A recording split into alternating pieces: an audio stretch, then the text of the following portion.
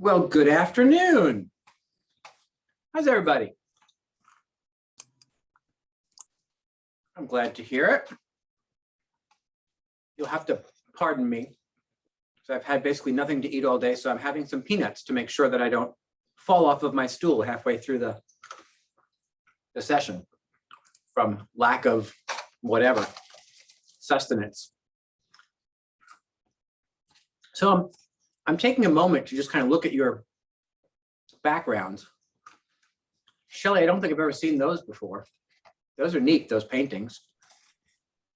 Thank you. I'm at my parents' house and it's artwork that my mom did actually. So I'm very proud to display it behind me. Oh, that's cool. Very nice. And Mara, your background is always kind of fun. I've seen that one before. Thank you. My boyfriend has lots of sculptures. He's a graphic designer and an artist and has sculptures everywhere. Love it. Cal has hearts behind him. I sure do. They're awesome. And I'm looking at, Amin has something behind him that looks like it might be written in, is that Arabic? Yeah, that's Arabic. What does it say? In English it says, "And hold fast all together by the rope which God stretches out for you, and be not divided among yourselves." Nice. I like Oh, it. wow. Like everybody has wonderful things behind them. Anna has a beautiful louvered door. I'm in a hotel room in Virginia Beach. This is the Oh. hallway. Well, there you go. I love it. You look All nice and righty. relaxed, Donna, too. What? I said you look nice and relaxed. Oh, no, I'm actually not at a relaxing thing, but I'm glad to know that it's coming off that way. Well, there you go. You're pulling it off. You fooled us. That's right. All right, so before we get started, now that we've reviewed everyone's wall hangings, my question for you today is, do you have any questions about the schedule management conversation that we ended yesterday with? Just want to, as you went home and kind of thought it through, any questions that came up with regards to schedule management?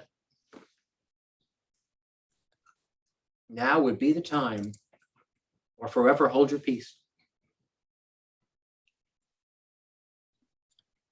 No, did 601 come and you said, you know, I'm never thinking about schedule management ever again? Is that it? I definitely organized my calendar last night after the call and kind of put everything in my KW calendar. Brilliant. Good. I love to hear that. So for those of you who did not, take tonight into tomorrow and take a shot at building a week. Take a look at what the next 7 days looks like for you. And based on what we talked about yesterday, when are you working? When are you not working? How are you structuring your morning? What does that look like? How much time are you going to spend? What's the target for business development? And then what's that afternoon period look like for appointments? Build that into a calendar. And then don't forget, at least twice a week for an hour at a time, you're going to just push the pause button and work on some systems. Make sense? I'm almost positive that Marissa meant corgi, not croggy.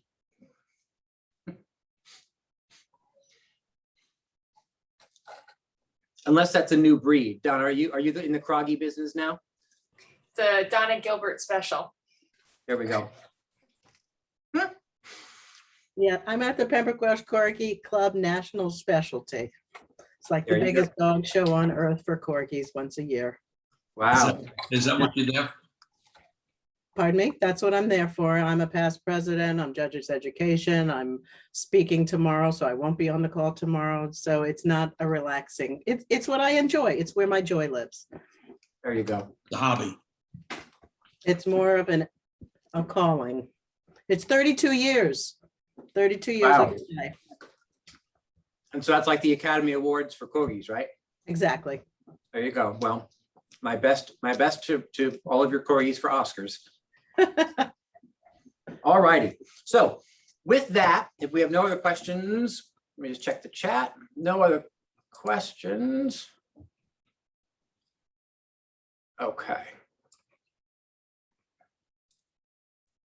Oh, and Julia was up early. All righty. I like to hear that. The earlier you get up, the more you get done in a day. That's what I have figured out. So we're going to dive back in and talk through a loyalty system that, you know, we've mentioned a lot of database. I want to walk you through what the 36 Touch program looks like so that you can start to understand what you're doing with your database, right? We keep talking about build a database, put the people's names and their telephone numbers and their email addresses, get them all in some place and start communicating with them. I want to give you an outline though of kind of what that looks like. So if you go to page 29 in Power Session 2, and if you don't have it, no worries, I'm going to pop it on the screen for you. Simply because I am that kind of guy. So your 36 Touch program, now wait a minute, some of you say, hold on, it says 33 Touch on the screen. Well, that's correct. It does say 33 Touch on the screen. That's because in these materials, they're still using Gary's original research from the Millionaire Real Estate Agent. The 36 Touch comes from the data when he did all the interviews to write the MREA2, right, the follow-up, which still isn't finished. And what we learned from the new research is that all the old research was still pretty much as valid as it has ever been. So 20 years later, all that research that said, here's how the best of the best do what they do, was still all pretty much exactly the same, with a couple of tweaks and a couple of additions, right? And one of the tweaks was that he found that the new research said that the top agents touched their database 36 times a year on average versus 33, as the initial research said. So what's interesting to me is that in time, what has changed is that agents have found that they need to be in more communication with their database in order to achieve their goals, not less. Any ahas from what I just said? Because it kind of stopped me in my tracks. What I just said was the research from 20 years ago versus a couple of years ago says that agents who are at the top of their game have found that they actually have to touch their database, their community of prospects, more rather than less. What's the aha from that? Probably that there's like more noise. People are hearing lots of different things, distracted in a lot of different ways. So you got to be more in their face. Yeah, more on purpose about it, right? And I love Marissa's thought about more noise. Has anyone experienced that in their own life? Right? There's just so much buzzing around you at any given time. You need to actually make a bigger, bolder effort to make sure that you're breaking through some of that noise and connecting with that community of prospects. Here's my thought on this. Perhaps other agents that are at other firms than ours that are learning about the 36 touches are still touching. So we have to do more touches so that we look like we're doing more than the other guys. Yeah, there's another great thought, right? So that over the course of that time span, competition has crept in, and so therefore we're called upon to step it up a little bit, right? Just as valid a thought. What else? Anybody else? Yes, I have something. Yes, I feel Donna. like it's tried and true after 20 years. It's still the way to go. Yeah, right. So there's another aha, right? It hasn't like fallen off the table. It's like we're not doing that anymore. It's still as valid as it was 20 years ago with a small tweak, which means people have lived before you. Success leaves clues. So pay attention to those and then just start doing those same things. Right? I love all of those thoughts. Yeah, Julie says it's still about quality relationships. Exactly right, right? None of that has changed. Great thoughts. Love it, love it, love it. So let's go through what that actually looks like if we could.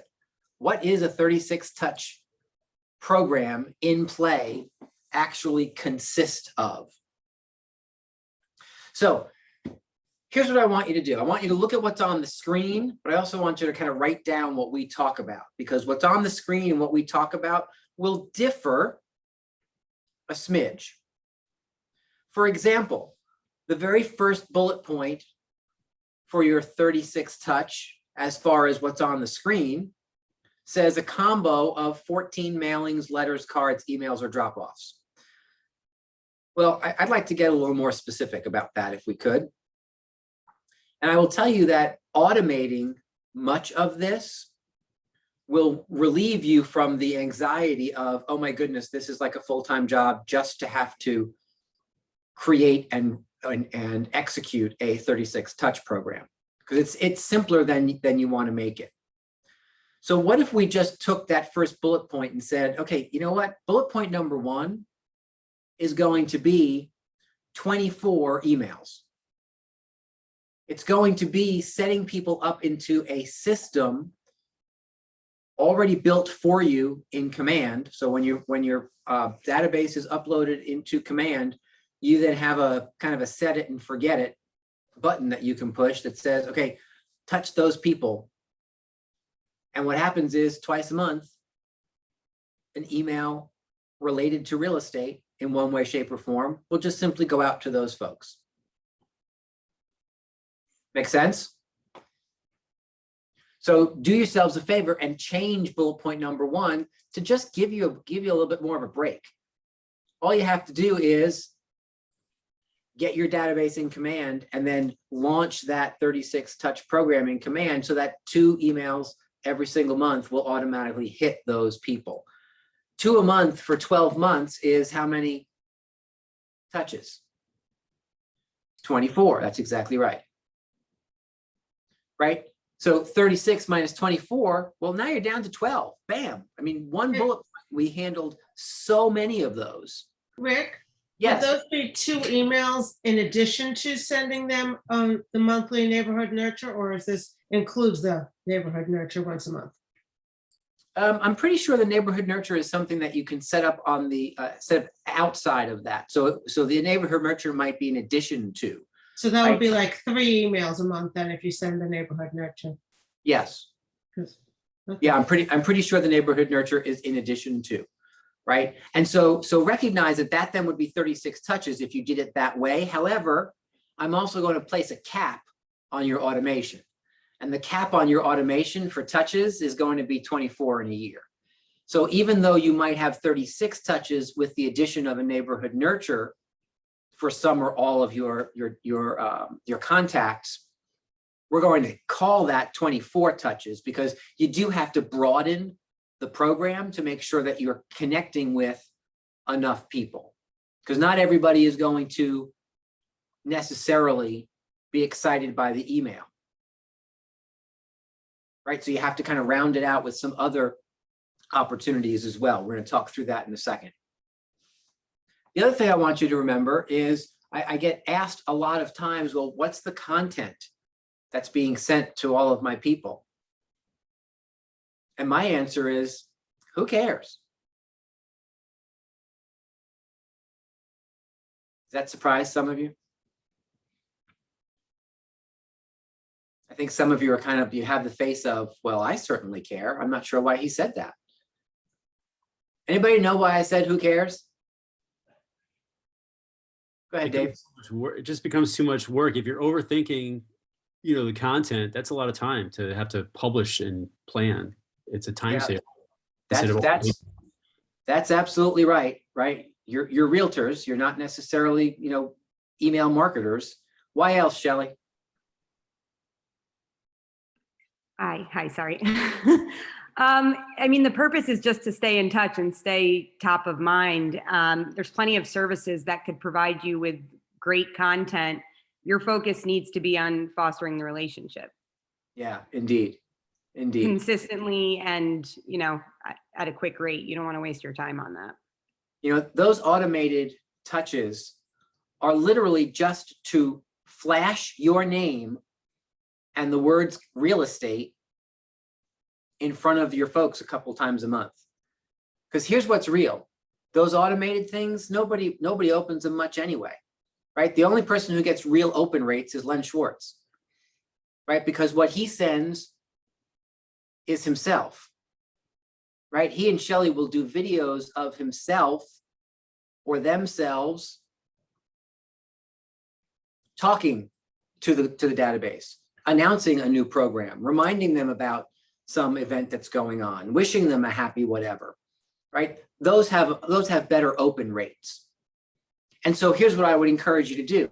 I would encourage you to use the generic stuff to get it all going and grow into something more specific, right? Maybe what you decide in the beginning is once a quarter, you're going to do a video and send that as one of your email touches, right? I don't want you to get yourself so bogged down in, oh my goodness, I have to become a video production company in order to touch my database. So use the stuff that's easy, supplement it with stuff that might take a little bit more time. Make sense? And remember that those automated email digital style touches, they count for about 24 of your 36 touches, even if you're doing more than the 24. You have to kind of cap that somewhere, or else all you'll do is the automated stuff. And the things that really have the punch are the things that we haven't gotten to yet. So let's pop that back on the screen and go to bullet point number 2. Actually, let's skip bullet point number 2 and go to bullet point number 3 first, right? Because in order of importance, with all due respect to the course writers, really bullet point number 3 should be bullet point number 1. And it shouldn't say 3 phone calls, it should say 4. Because what you want is you want to communicate phone to phone or face to face with everyone in your database every 90 days. That's 4 times a year. Like every 13 weeks, you've had a conversation. Maybe it's a personal check-in. Maybe it's a business conversation. Maybe it's a community style call where you're reminding somebody about fireworks or about a turkey drive or about a parade or whatever. Maybe it's a conversation to remind everybody that interest rates are crazy low. And it's a perfect opportunity for them to refi, right? Always coming from contribution. But those 4 phone calls a year, they are the most important piece of this. Anybody want to venture a guess as to why it's the most important piece?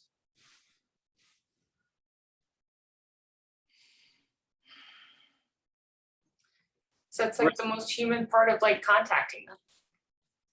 Yeah, that's well said, right? It's the most human part.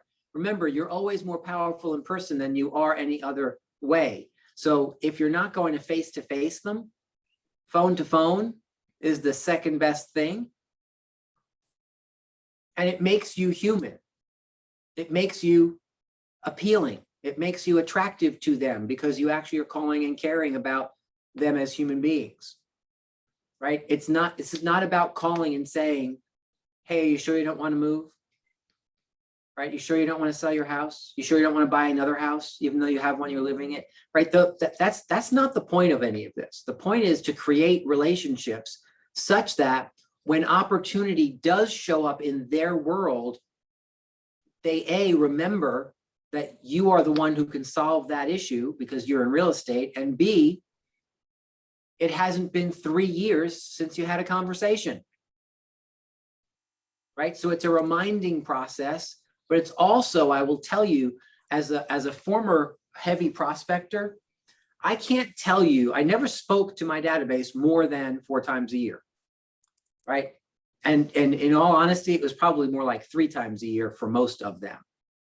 Just telling the truth.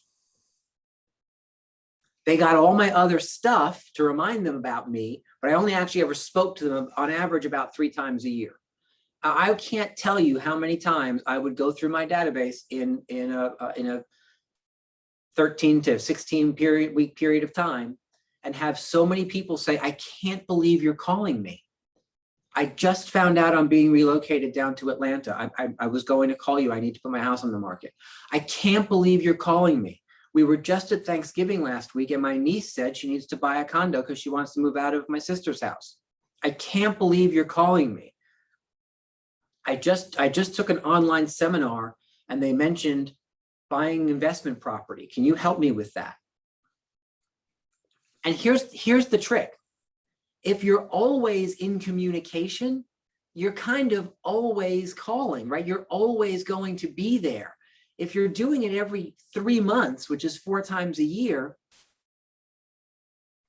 something could have just happened or is about to happen that they know is about to happen, and you're catching them right in the middle of it. So it always seems like you're like this omniscient person, like you have cameras in their dining room, right? Listening to the conversations.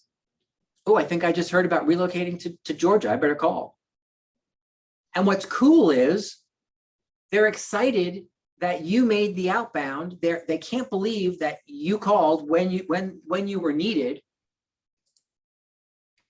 And on your side, you don't miss an opportunity. Because here's what I've learned. Oftentimes people say, I can't believe you called me. I was just about to call you. And yet that's not always 100% true. Because if you haven't been in more constant communication with someone, they might just as easily call the person they've been getting postcards in the mail from. Remember John Smith in Colorado? I told you his story last week or yesterday, one of the two. So don't fall victim to somebody else's marketing. You have to continue to create that mind share, because mind share, you should write this down, mind share turns into market share. Mind share turns into market share, not the other way around. Too many people think the more houses I sell, the more people will know me. Well, yes, that's true, but just knowing you isn't enough. They have to know you, like you, and trust you, and plan on actually doing business with you. And then remember, when it comes time for them to actually make some decisions or make a referral, that you're actually in the business of real estate. Make sense? That's why when you like make posts on social media about anything regarding to real estate, and then you talk to them, they just assume you're killing it, right? Just because they just see you. So true. So true. I'll tell you that during the year and a half that we were kind of checking out of Century 21 and building our first office and then applying for a franchise and opening the first office, right? That was about a year and a half period of time where, you know, Debbie and I were still doing the business. We were still listing and selling real estate, and yet we were distracted, right? We were distracted by opening our first brokerage. And so some of the systems that we had in place kind of fell apart.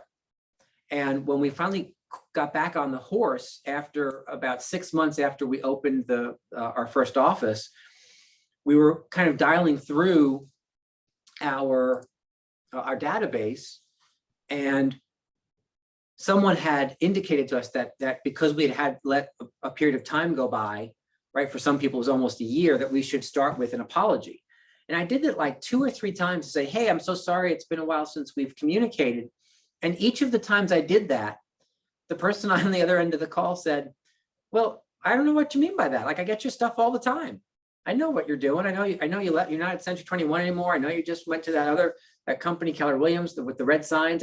They knew more about me than like most of my family members did, because the things that even though my phone calling fell off, the systems underneath it were still intact. Make sense?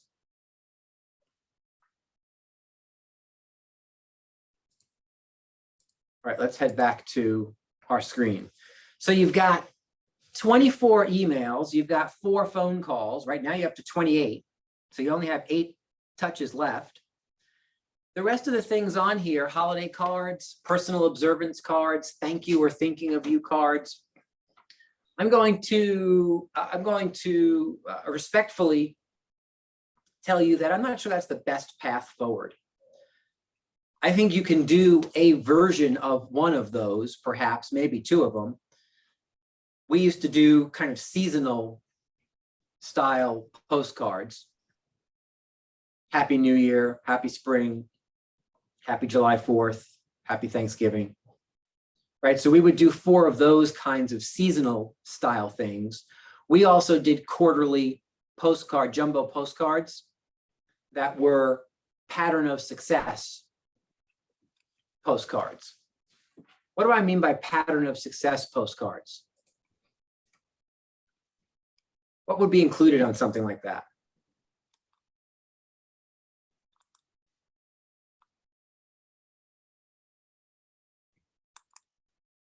Yeah, go ahead, Donna.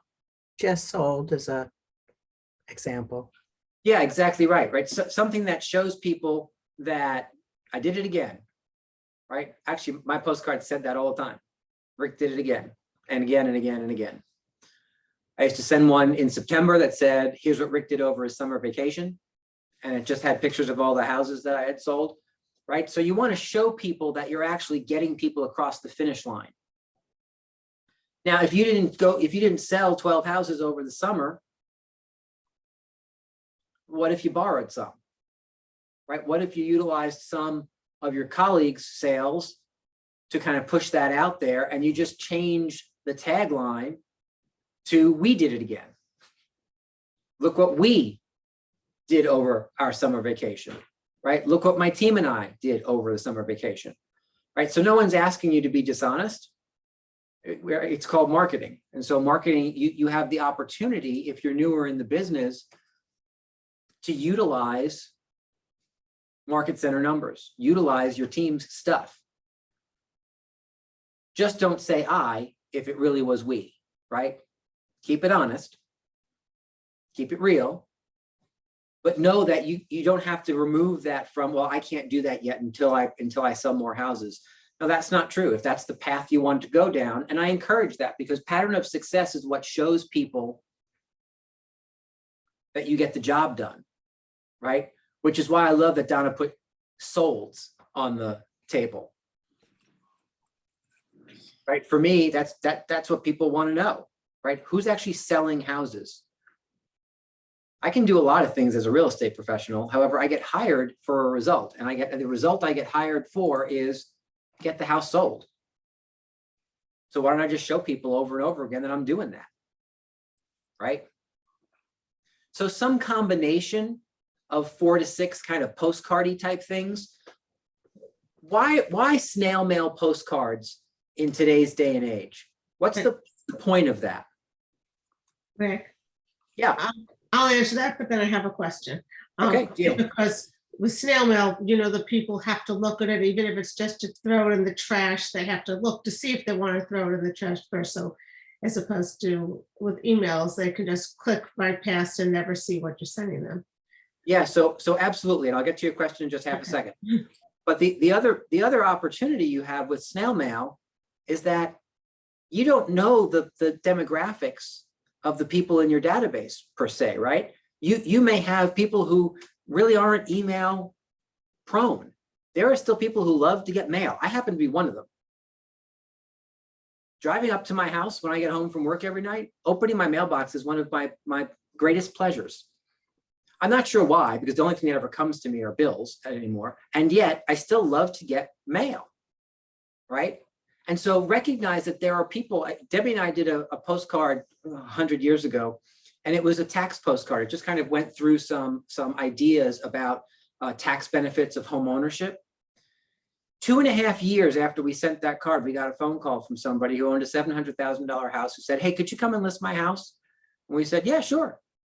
And so we listed the property. And after we listed the property, like everyone had signed, we said, "Hey, I'm curious. What made you call us?" And she said, "Oh, I'll show you." And she went in her file cabinet and she pulled out the postcard and she said, "You sent me this."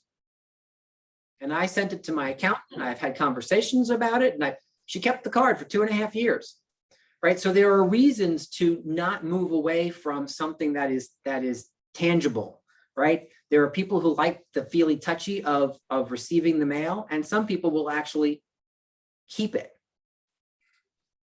Make sense?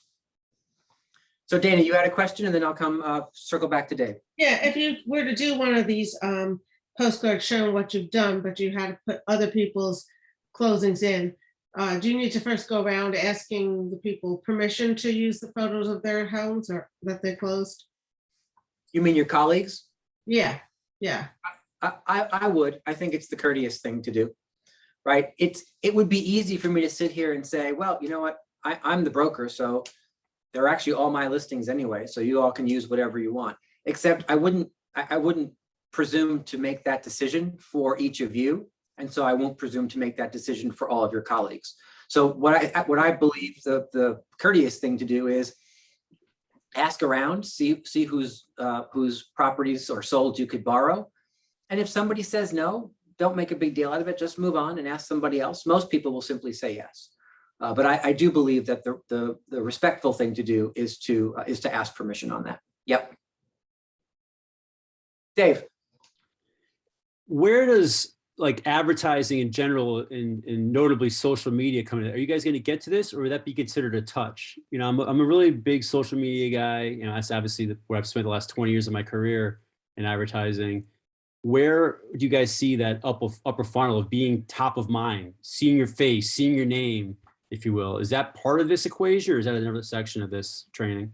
Yeah, so it's a great question. And I'll tell you that my opinion is you should build a 36 touch program exclusive of social media touches, because social media touches aren't one-to-one. They're not personal.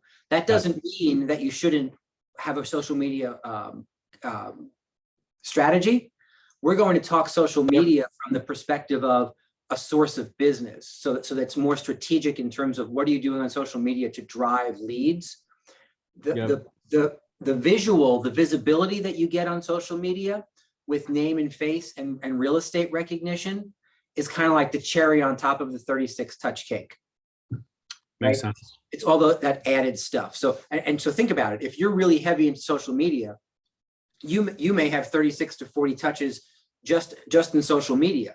Again, they're not one-to-one, they're one-to-many. And so what I would encourage you to do is build a 36 touch program, layer on top of that your social media strategy, and then, man, people just can't get away from you. Yep. Right? So that's really capturing the mind share, because you're in their mailbox, you're in their email, you're on their social media feeds, like you're everywhere.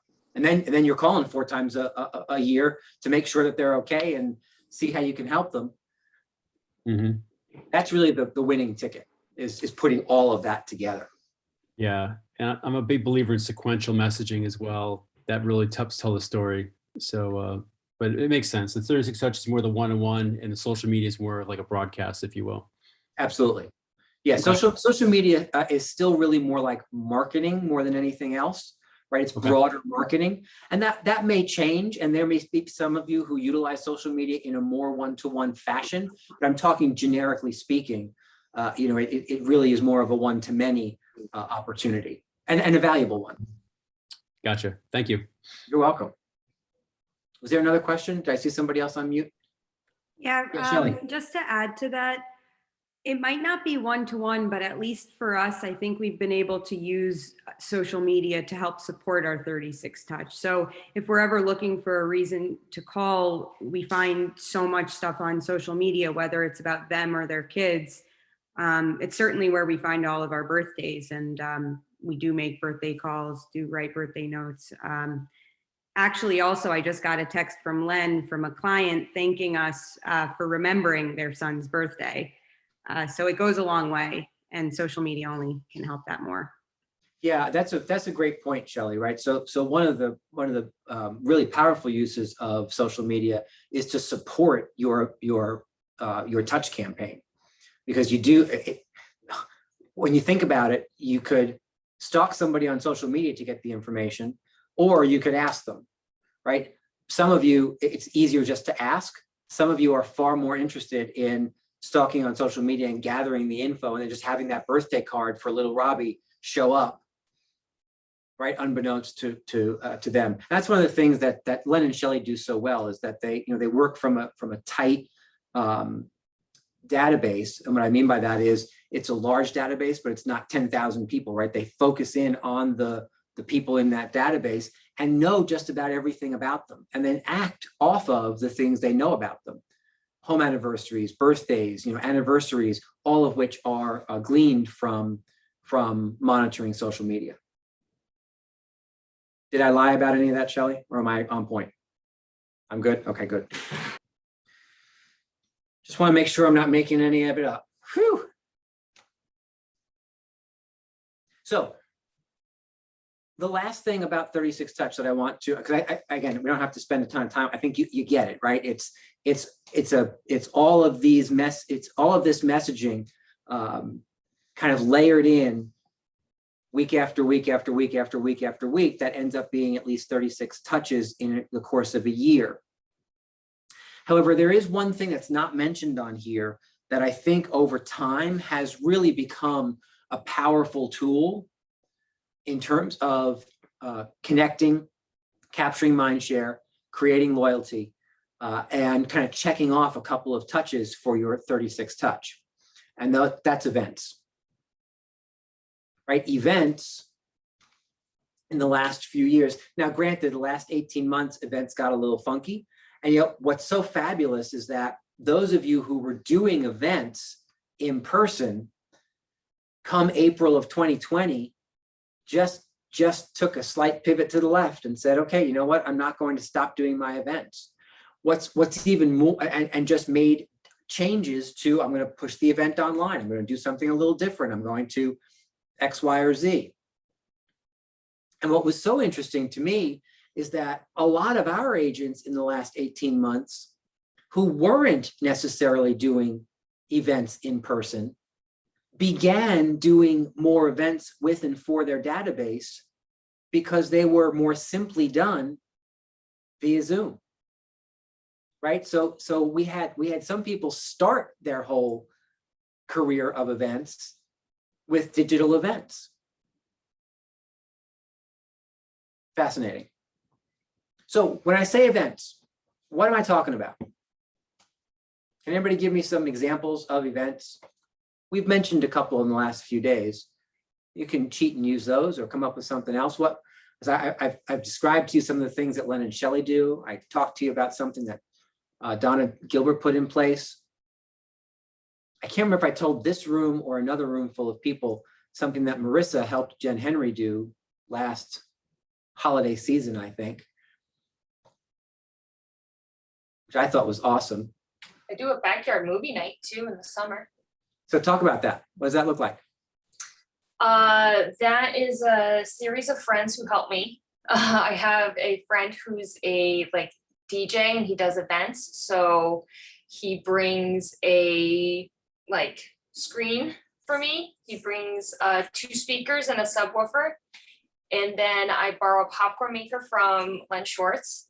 And I have popcorn and I live next to a pizza place. So I don't even do food. The guy gives me a discount on cheese pizzas. And I provide tables and chairs. And then I invite people over to come do a movie in my backyard. And this year I tried to get people to interact more by having them vote on what movie they wanted to see, through Instagram and Facebook leading up to it. And people always think it's a lot of fun. Love that. Love it. Right. And it was even pandemic appropriate because it was an outdoor event. Right. So again, those are the kinds of things.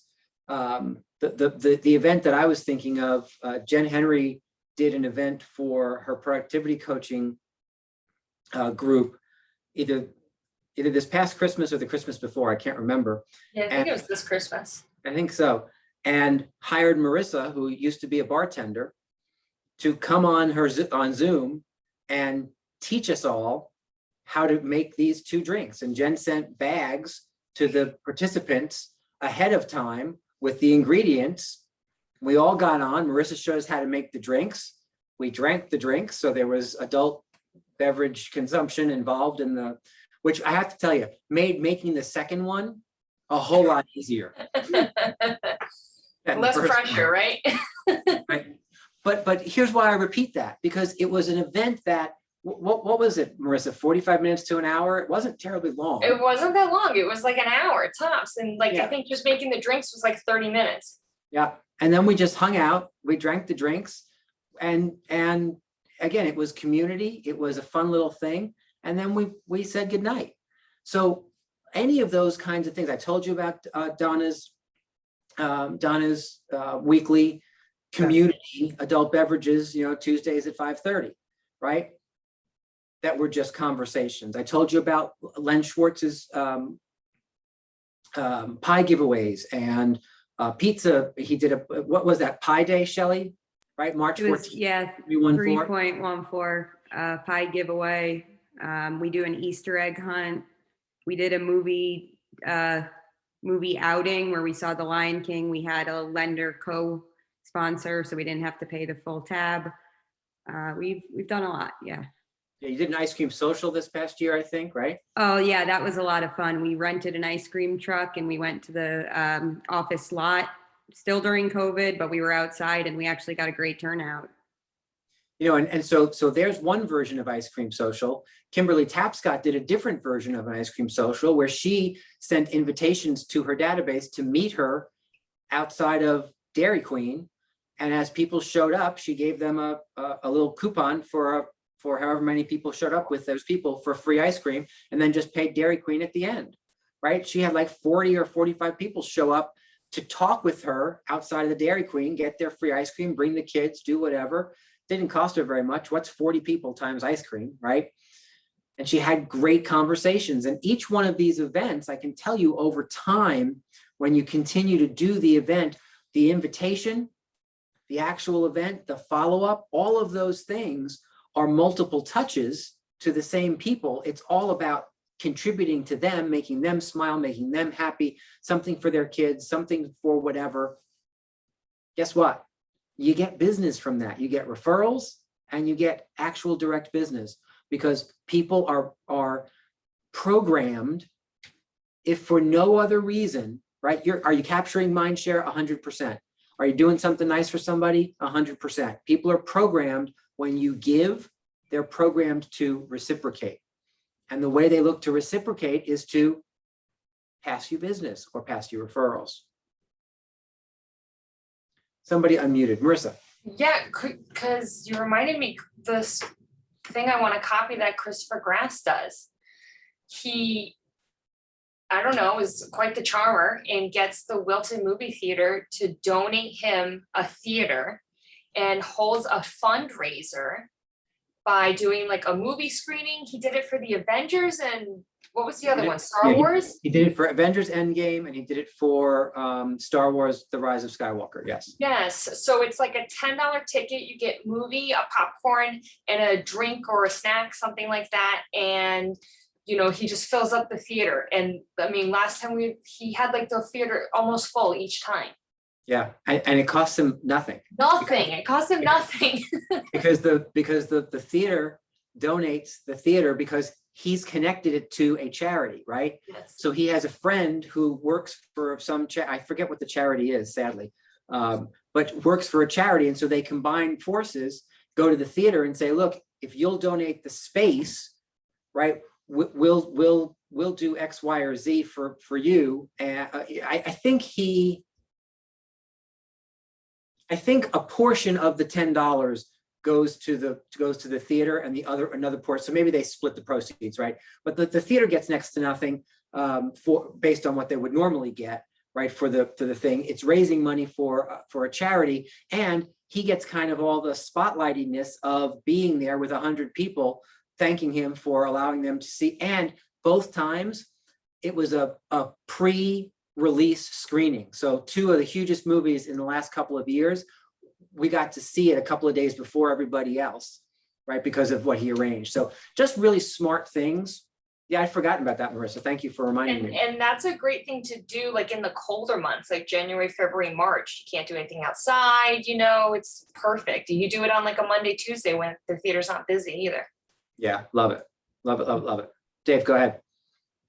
In the theme of events, I know it's very traditional to do like broker open houses and such, but I have an investor buddy that sold a ton of houses very quickly. He'll do an event at a listing of his where he'll do like a bonfire, in the fire pit or something like that, cookouts, barbecues, if you will, and he'll fund it. And that's a great way to kind of get a buzz in the neighborhood about the listing that you're putting on. Yeah, great idea, right? Just be certain that you have the sellers, the sellers. Oh, well, of agreement on course. that, Yeah, right? of course. Yeah, of course. That's the first step all the way. What I have learned in my career is to never make assumptions. So I like to just go on record saying, make sure you get your, right, the sellers pull home and there's like a bonfire in their yard. Like, what are these people doing here? No. Well, in this case, the seller was, the investor owned it, but this could apply to even retail-based listings. If you get, to your point, Rick, if you get the permission of the seller. Absolutely.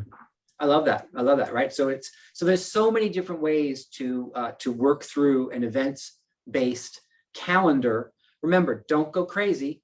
Just look for something for next month and then execute that one. And then look for something for 2 months from then. Like, so even if you just do every other month with an event, for so many of you, those events will be so much more comfortable for you to create relationships and have conversations with people than many of the other opportunities that we're going to lay on the table for you, right? For those of you who are like, oh, like calling my database. Well, if you were calling them to talk to them about coming to see a great movie 3 days early for charity, right? That's just a human conversation. It's not you begging for business, right? So I really encourage events at a high level because I think they give you those reasons to actually behave humanly with your database. Donna, you are unmuted. Go ahead.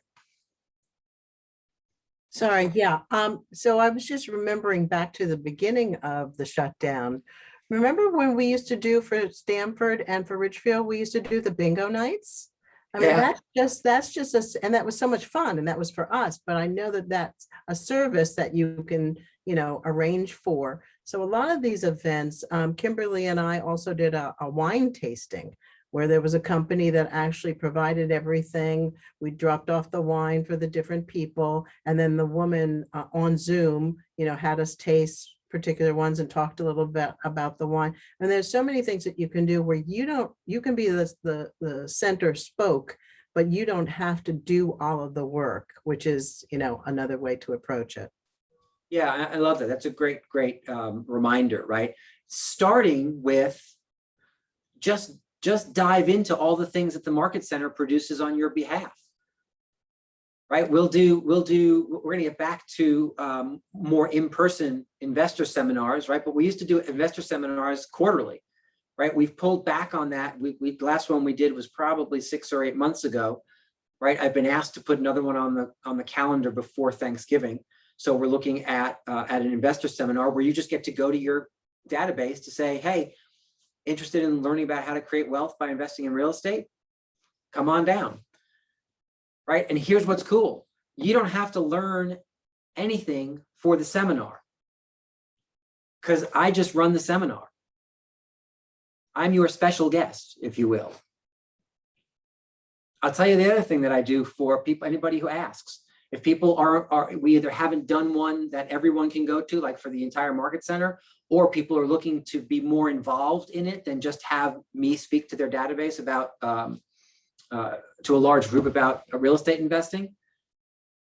I've been asked to be the special guest on a more personal database driven only. So, Marissa will invite her database and only her database to a Zoom event where she runs through some of the basic premises of, myths versus, realities and, pros and cons of real estate investing, and then has me on there as well as one of our mortgage partners to just kind of be that special guest. The mortgage partner talks about the financing. Marissa asks me a couple of direct questions about my experiences, and then we do Q&A, right? So even if you're not necessarily an expert, you have someone who's done those things. You have the financing expert, you have somebody who's done that a whole bunch of times. on the call to answer those questions, and yet you're still kind of driving it, right?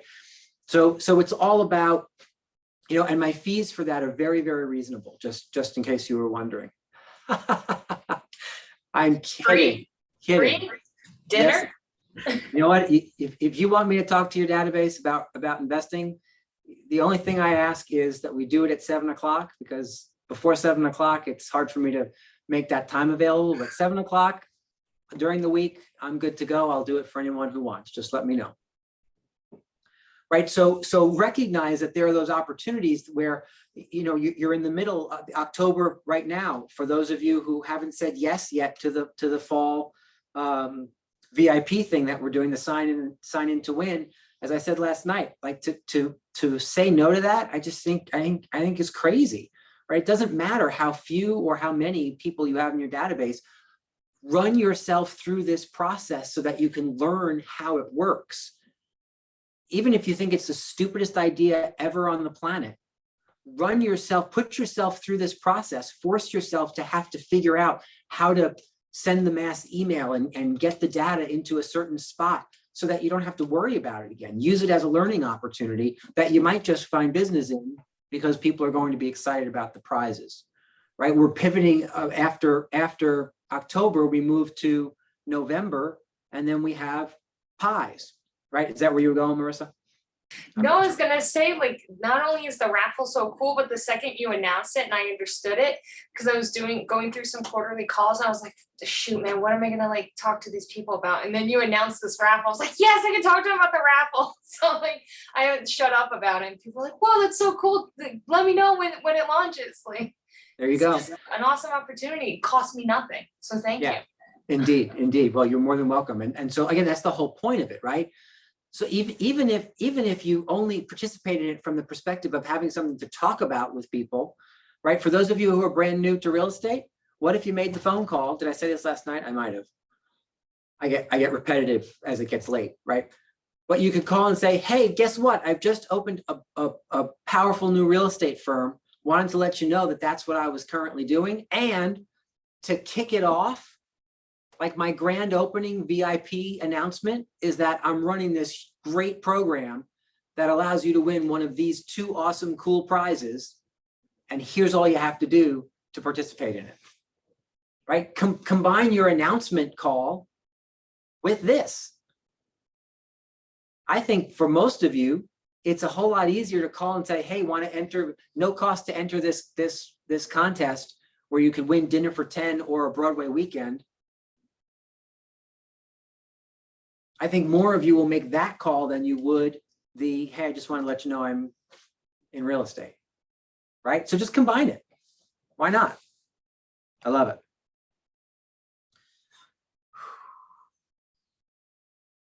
Yeah, and so the pies thing is November, right? The Market Center handles the pies.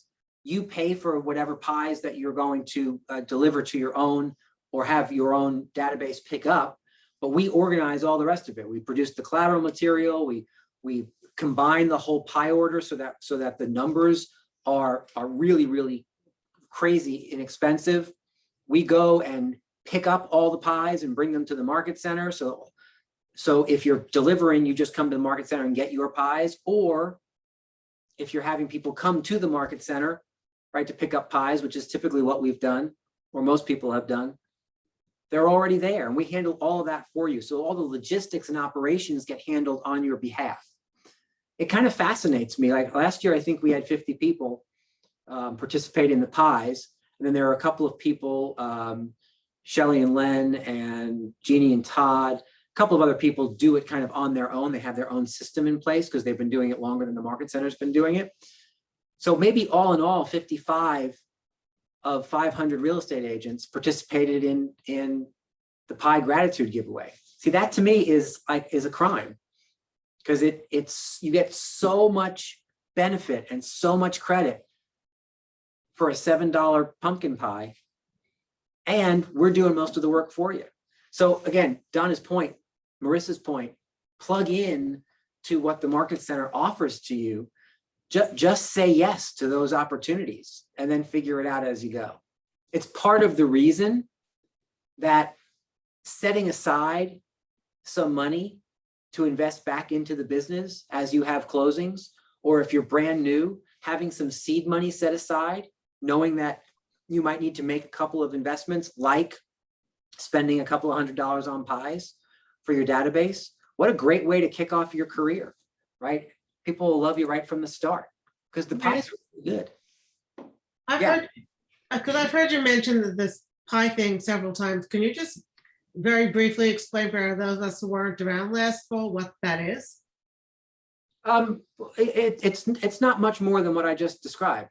You offer pies to your past clients, and we take care of the order for you. You just write the check for your portion of the pies.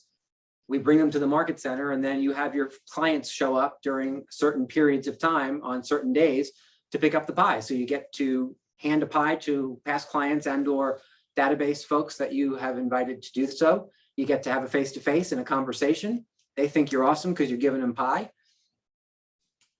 Okay. It's not terrible. It's not terribly complicated. It's yeah. Okay. I just didn't know if there was something more to it than what you're saying.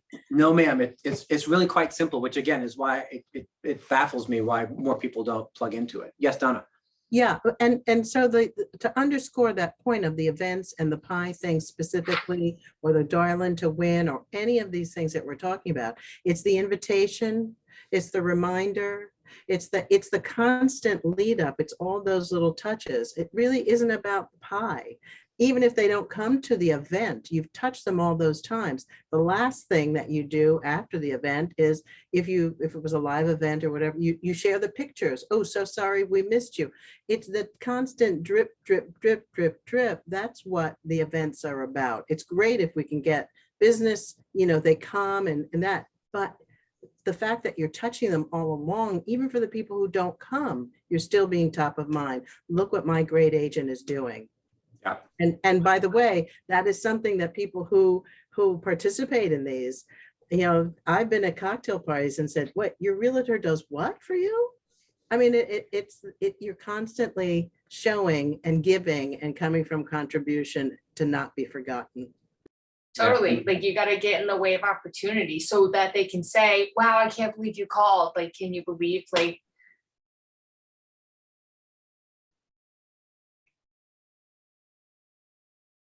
Was there an end to that, Maris? Did you cut off? no, that was it. I just had a thought of sharing the thought. Okay. I thought maybe you got frozen. Okay, good deal. All right, guys. So again, what's the point? The point is, don't shy away from events because they're a simple, really powerful way to connect with your database. Right? Simple and powerful. You don't have to make them difficult. It doesn't have to be a massively produced event. As a matter of fact, the more complicated you make it, the more difficult it is to get people to attend it or participate in it. So simple is easy. Hey, like pie? Great. Want one? Excellent. Come here or there, right between 1 and 3 on the Thursday before Thanksgiving, and we'll give you a pie. Right? It doesn't have to be. And here's what's kind of fun. In the last few years, one of the things that we heard from somebody across the country was, in any of these giveaway type things, give them a reason to have a referral made prior to the actual event. And so what we started to do with the pies was, and I'm not kidding, this is as simple as it gets. You get to say to your database, oh, by the way, in addition to the pie, if you pass me a referral for someone who might need real estate services prior to pickup day, we'll throw in a can of whipped cream with your pie. Can of whipped cream costs about $1.79. You cannot believe how many people say, oh my goodness, you're kidding. Oh, I'll have to work on that. I want my whipped cream. Oh, that's right. And so then agents are receiving these referrals to make so that the people are certain they get their whipped cream with their pie. It doesn't have to be fancy.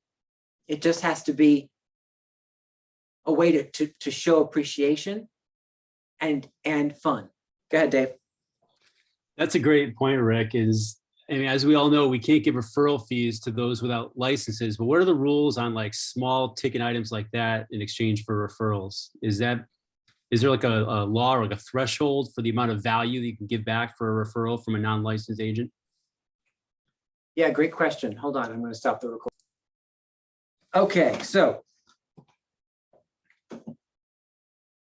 the answer to Dave's question, by the way, was both the IRS and the Department of Consumer Protection look to put $25 limits on things that you are kind of rewarding your database with, since we are back on the recording.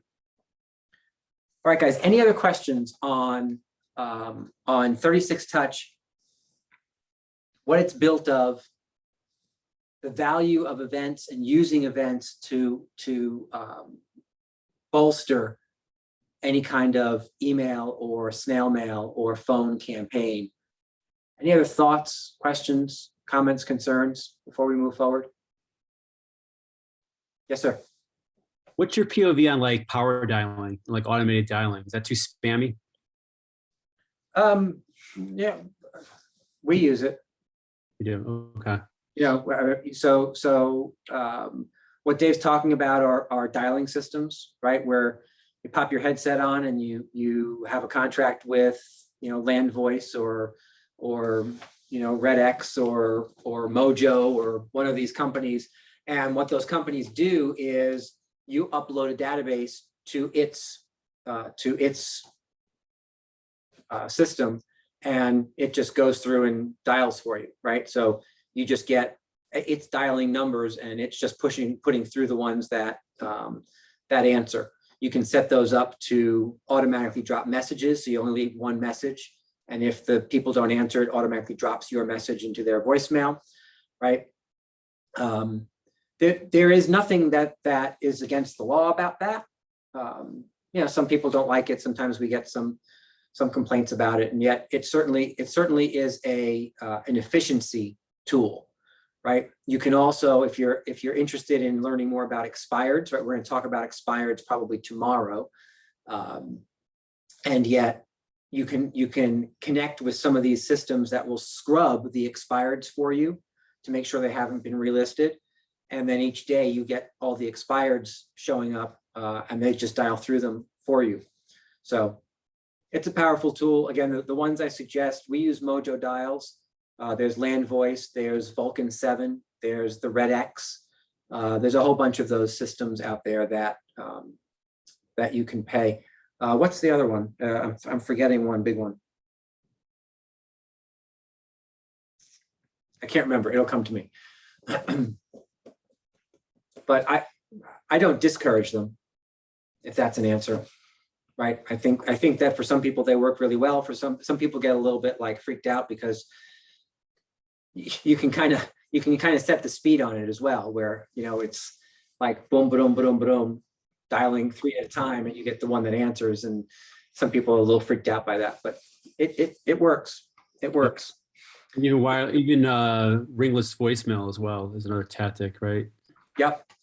Yeah, like slide dial, that kind of thing. Yep. Okay. Yep. Well, thanks. Sure. Anyone else before we move forward? Rick. Yes. What is MailChimp and how does that help us expedite emails? So MailChimp is just a mass emailing system that I think gives you some analytics on open rates, right? So you just upload your database into MailChimp, and with MailChimp, if you're using Gmail, Gmail has a certain number that if you BCC too many people too often in Gmail, your Gmail account gets shut down, right? Because you look like a spammer. And so MailChimp is a way around that kind of mass emailing type thing. Mass emailing from command, I think that they've solved that as well. I think they batch them and they do 100 at a time or whatever if you have big numbers. However, MailChimp is just a third-party vendor for mass emailing, and part of the reason people use MailChimp is because you get some interesting analytics. So if you send a mass email to 600 people, you can see how many people actually open it, in what time frame, how long they spent on it, and that kind of stuff on the back end of MailChimp. I think they actually added those analytics recently to Command. Yeah, they were certainly going to. If they've already been added, then even better. But I know they were working on adding that in there. So like through our, like my page, my main profile page where I have to manage all this stuff, can they take the emails right from our Command? Or do I have to set up another Excel file? Yeah, it's unlikely they can go direct from Command to MailChimp. It's likely an export and an import, right? You need that CSV file or an Excel file to communicate between the two. But it shouldn't be complicated. It should be a simple export out and then an import in. And I'm sure the MailChimp people can help you with that. Okay, great. Thank you. You're quite welcome. Any other questions before we move forward? Questions, comments, concerns, queries? Croissant. Croissant. Now I'm getting hungry. Smelling the bakery. All right, so let us do this. I want to talk with you a little bit more about your database. I know, eye rolls, I get it.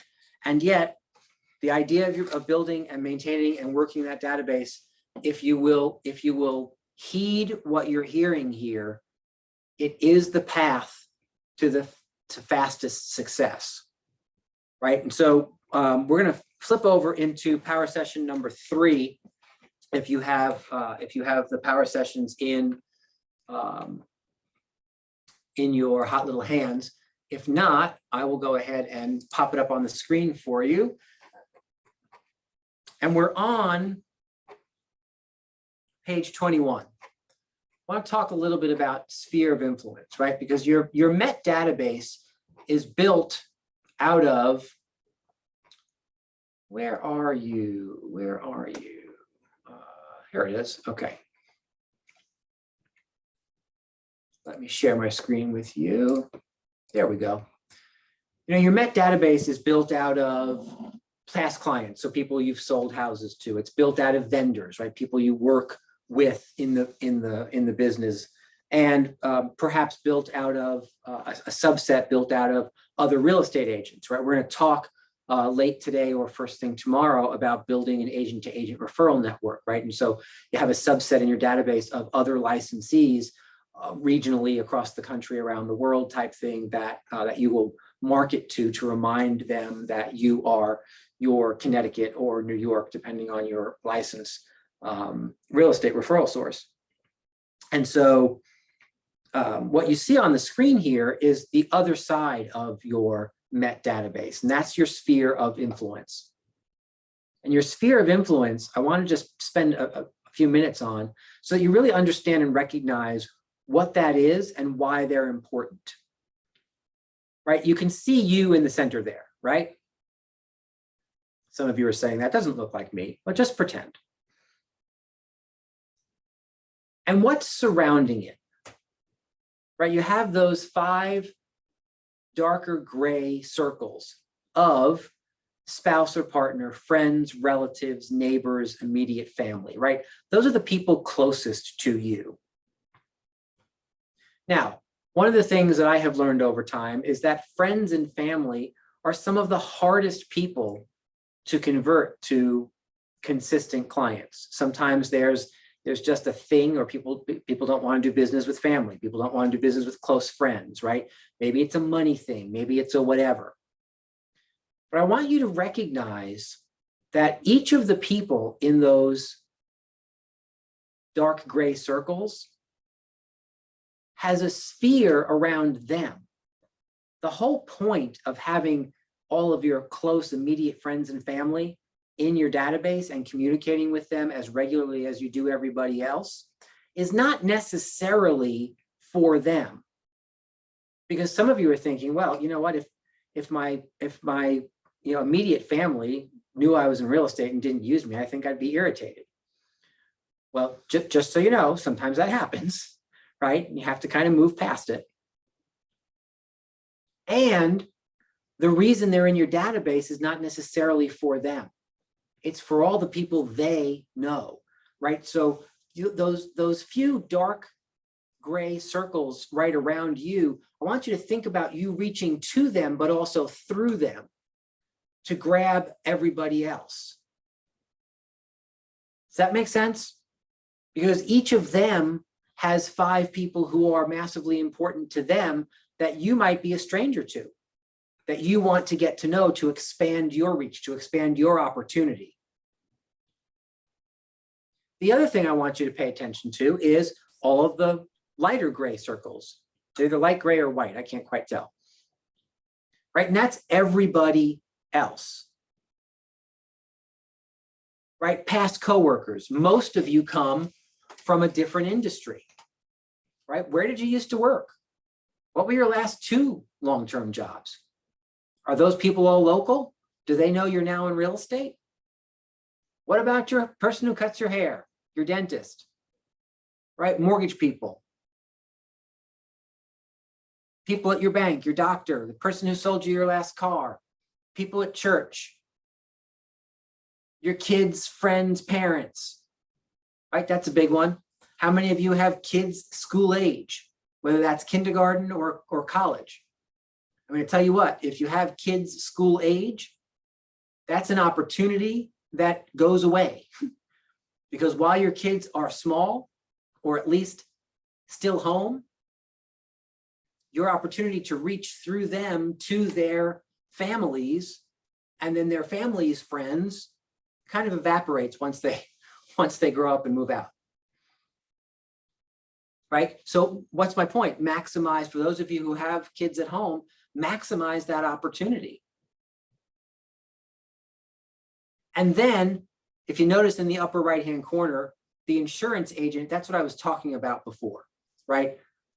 It's not just the people inside of these circles, but it's the people that they know. And the example there with insurance agent is that insurance agent knows 5 people minimally who might do business with you because they trust that insurance agent. And so if you can capture mind share with that insurance agent, the next time one of their friends or clients or whomever's calls them and says, hey, you know what, I need to sell my house. Do you know a real estate agent? They give your name. Make sense? Any questions on this chart? Any questions on what it's looking to show you and why it's so important to start with people you know and then move out from there to people you want to know? Anybody have any good success stories with this kind of thing?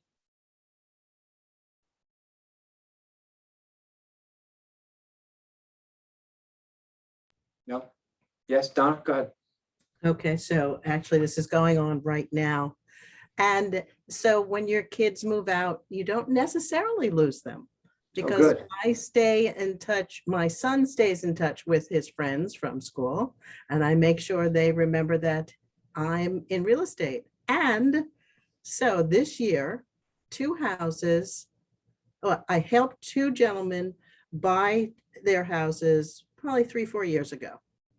And this year, both of them decided to sell and buy another house, all with me. And I used to be their 8th grade soccer mom.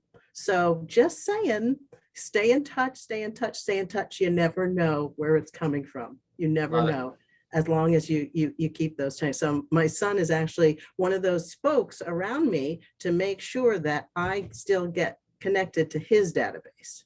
I love it. I love it. Right. So you see how that works, right?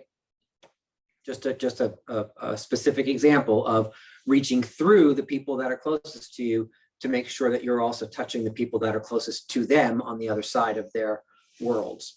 Don't underestimate that, right? I think sometimes people think, well, I don't know a whole lot of people. Well, you don't have to know a whole lot of people. You have to know a bunch of people who know a whole lot of people, right? That's the name of the game. Right. And at some point, I'll mention Raving fans just as a quickie. Remind me, I'll send you a graphic that you can start filling in. I'll show it to you tomorrow. I didn't think about it until just right now, but it's my Raving fans graphic. And what that says is if you have 50 people in your database, what if 10% of them or better really were raving fans? And so what's the difference between someone in your database and a raving fan? Can anyone give me a definition of a raving fan, or what's a quality one of your raving fans should have?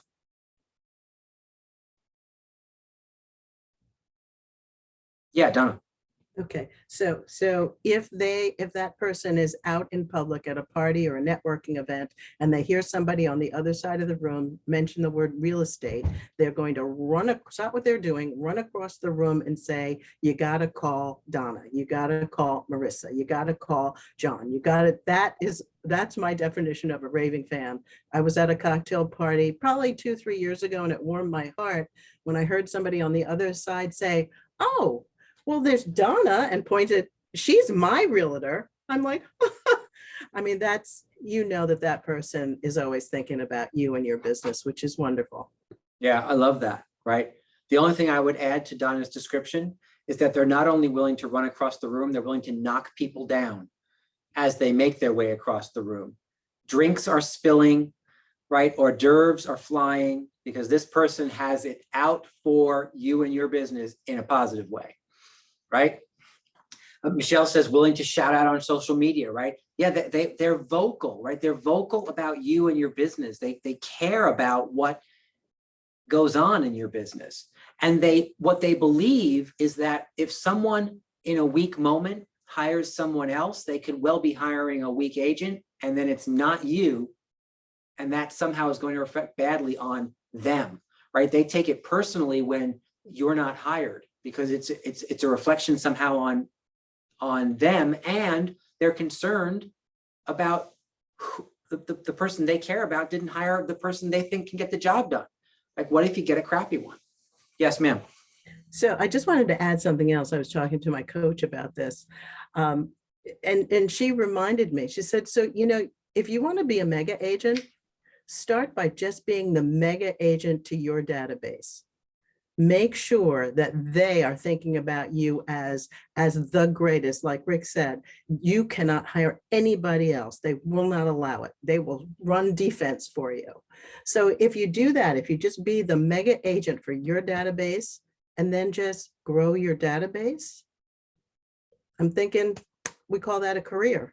Yeah, indeed. That's brilliantly said. I love that idea. Be the mega agent for your own database. Love that. Love it, love it.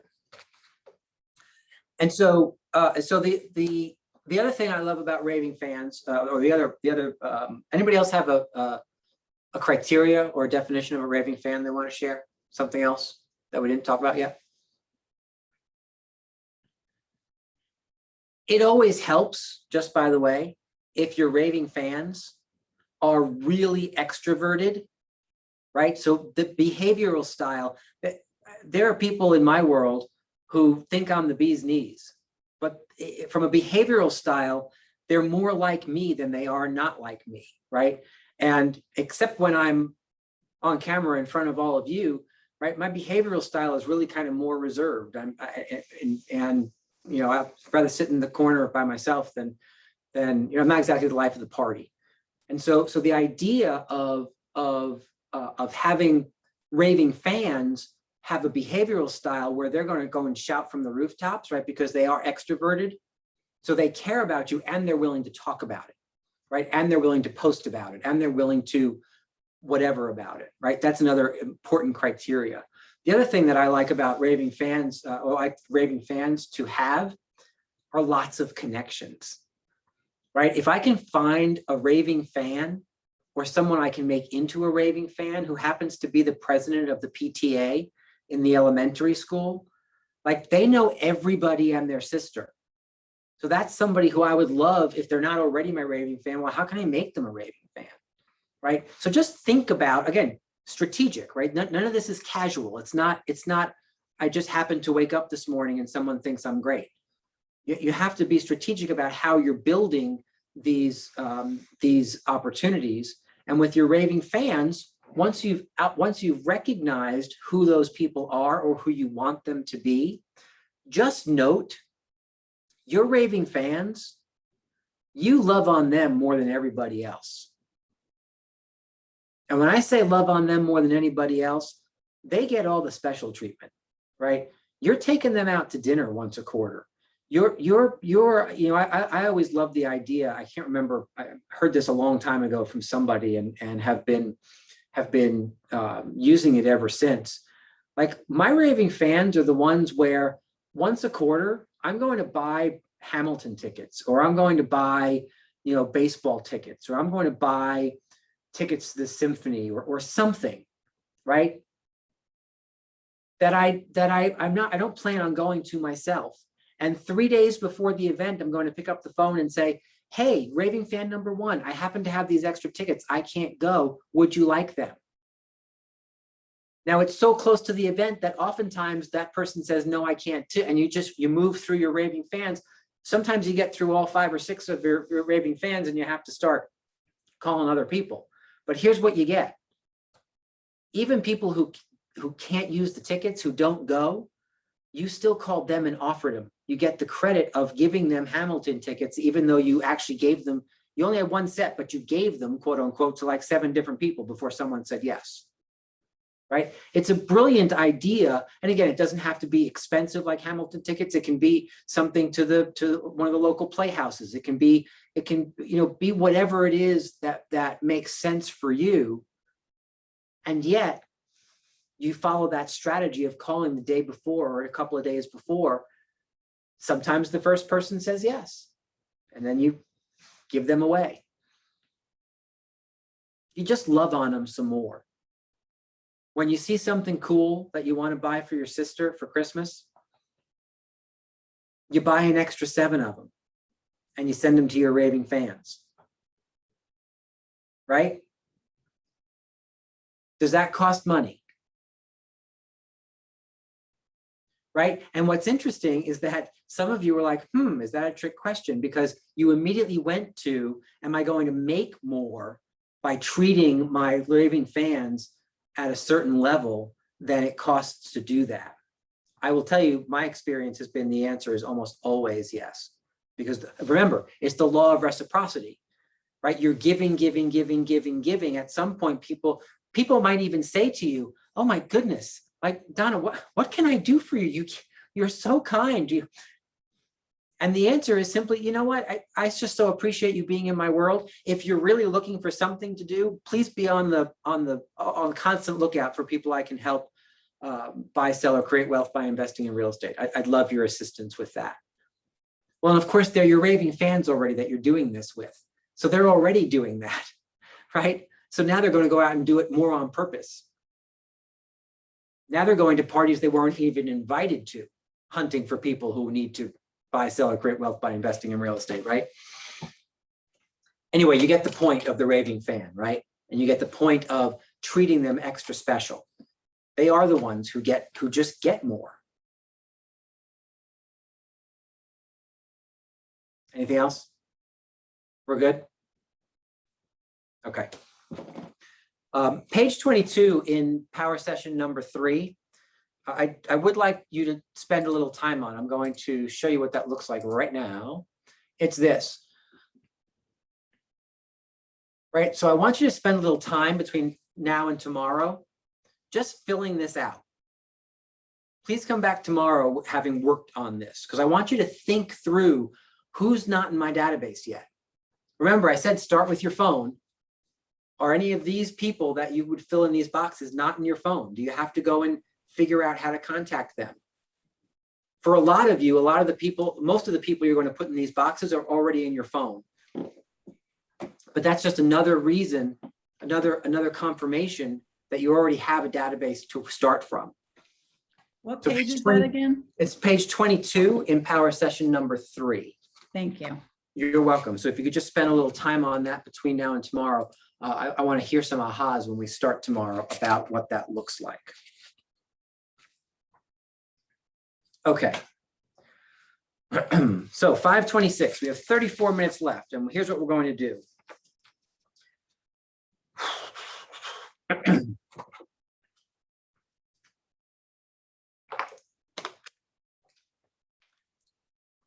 We're going to go to page 26 in power session number 3. Again, if you don't have it up, you don't have to worry about it. I'm just going to kind of read through what that says.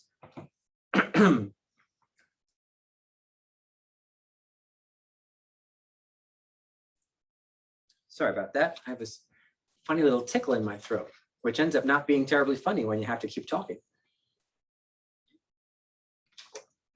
I think I made the mistake of having some peanuts before I got on with you. Actually, I was having peanuts when I got on with you, wasn't I? I think there's a little piece of peanut stuck in my throat.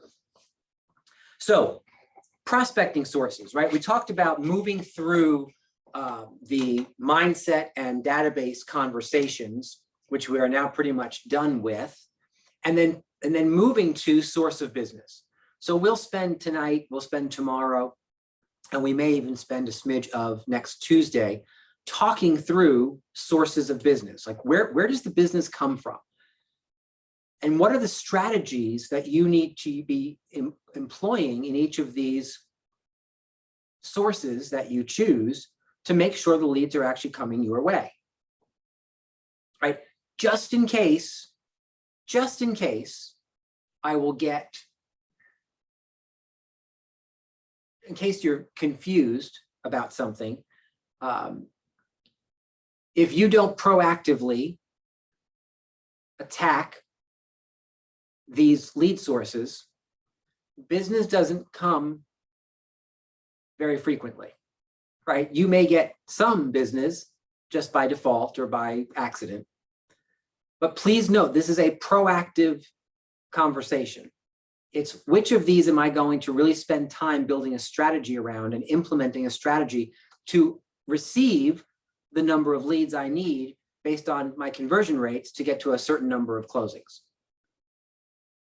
Right? I'm always fascinated when people come to me and say, I'm not making money in real estate. And I say, well, let's talk about, first of all, let's open your calendar. Let's talk about your pillars. Let's talk about what you're focused on. Where are you finding your leads?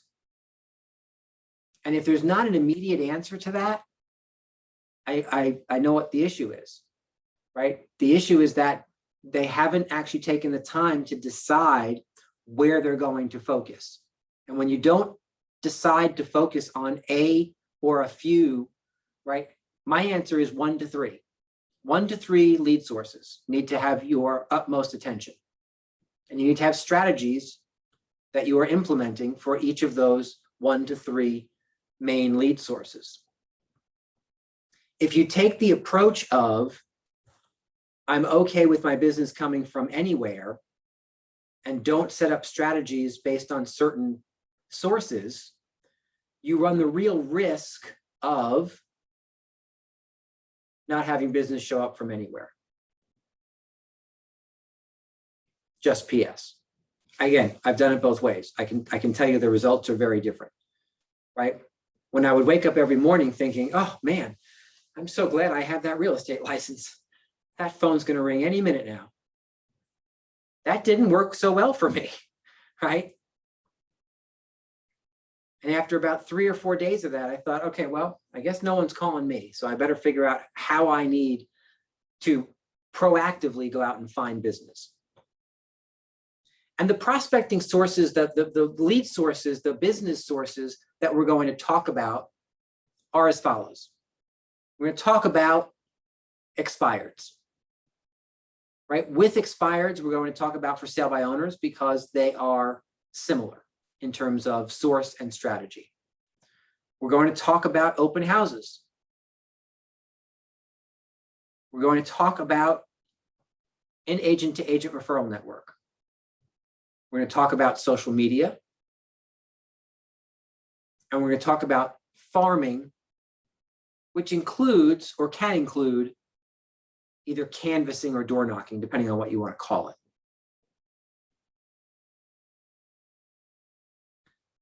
That's kind of it. In addition to your database, that's where business comes from.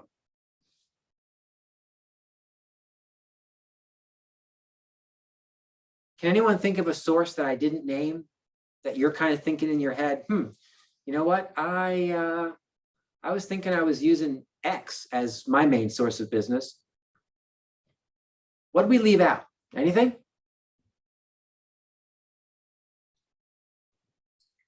Advertising. Yeah, so marketing and advertising, right? So that's left off of this. And it's left off of this list because marketing and advertising is not prospecting, right? It's not proactive. It is reactive, right? And so we will talk about the need to balance your business with both. However, from the perspective of faster growth and more efficient growth, I would always encourage a prospecting-based, marketing-enhanced business rather than a marketing-based, prospecting-enhanced business. You'll spend a whole lot less and you'll get faster results. Again, that doesn't mean that there's not a place for marketing and advertising. However, using marketing and advertising as a support mechanism for your prospecting is really a far more powerful use of marketing and advertising. Right? I know an agent who built a really, really nice business. I will tell you that the money she spent marketing her business year after year after year, it was probably 4 or 5 years before she made more than she spent in marketing and advertising costs. 5 solid years. And she didn't make a small amount of money. And so at some point you have to recognize that utilizing that as your only source, because that's all she did. She just marketed her way. And is still doing it today, by the way. The bottom line, however, suffers from that approach. Right? The MREA tells us that at some point you're pulling, the goal is to pull 40% to the bottom line, right? 30% in cost of sales, 30% in expenses, and 40% to the bottom line. With a massive marketing and advertising budget, it's really hard to pull 40% to the bottom line. My guess is this agent I'm thinking about, many people externally would look at her and say, oh, I would love to have that business. I look at her business and say, I'd like to see her P&L. Because there's a really big difference between income and profit, right? I think that's the 3rd time we've mentioned that since last week. But there's a really big difference between income and profit. Just because you have income doesn't mean your business is profitable. And so be careful what you wish for, right? It looks really fancy and neat on the outside. I'd rather look less fancy and less neat and make more money, right? Be more profitable. Can help a whole lot more people with more profit than with another glossy bus billboard of my face or whatever. Make sense? So to Dana's point, it's definitely a piece of the puzzle. However, it's not really a main source of business. It's a support mechanism for your main sources of business. Does that help explain that? What else? Dave? It's the classic funnel system. You know, advertising is the upper funnel, which is important because it builds the credibility. So when you reach out to them with your prospecting, you know, more often than not, they're going to hear of you. And if people recognize your name, that's huge. But I agree with you, Rick, that you have to be really strategic in how you budget. And there's ways of finding, free advertising out there, without a doubt. And one of the best ways of free advertising is if you build a database of 200 to 400 people and do what we just spent the first hour talking about, like 36 touching them, which for all intents and purposes doesn't cost much at all. It's really more about the system that's in place, the automation and the follow-up. That's a version of advertising to your Met database, right? And so that costs you almost nothing and has massive benefits. Really, advertising starts to come into play when you're looking at the unmets, right? You're looking at the people outside of your Met database. How do I pull those people into my Met database? And there's lots of different answers to that. Some of that is paid advertising. And that's why everyone on social media really begs you to get likes, because likes unlocks that second, third degree that you talked about earlier. If you don't get likes, people on just your first degree are going to see your message. You need that like to get the second, third, fourth degree exposure. That's where it gets really powerful.